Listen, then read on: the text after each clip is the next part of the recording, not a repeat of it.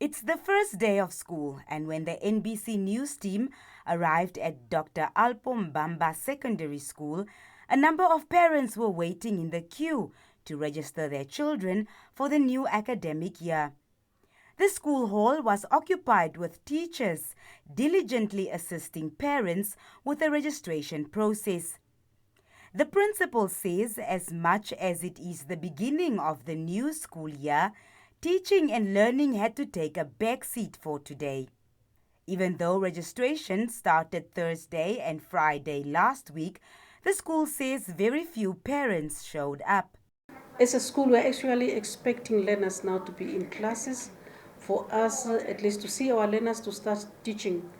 But for us today, it's not possible. The majority of learners, so if you can look outside, perhaps it's almost 80% of the learners that need to register is to be registered today.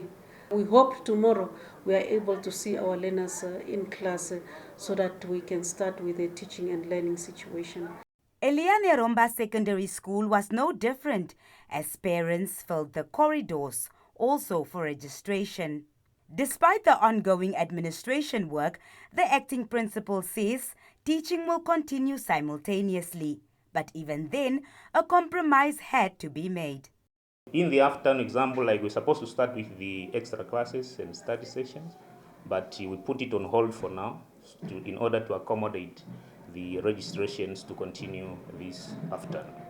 So the rest of the activity will continue as of next week, whereby we have to start with extra classes and study sessions in the afternoon, and also do other programs, special like sports and other, we have to start as soon as possible. This is Sauyemwa Junior Primary School. Even though lessons are in full swing, some learners are still spending time outside the classroom. But this is because the school has a platoon system and the learners are just awaiting their turn. It was a busy day with parents once again camping on the school premises. But the principal says the majority are not here to register. A large portion are actually waiting to offer their financial support. But there's another group of parents outside the school premises. Those parents, they brought their children in the morning and they are waiting for their children to knock off so that they can escort them home. Because they are still very young, they cannot walk alone home. That's why you have seen them waiting outside.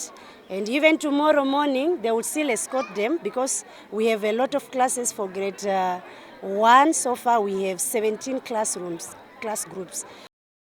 Most schools say they will move their registration process to the afternoon. The registration process for learners takes place for about 2 weeks after the start of the academic year.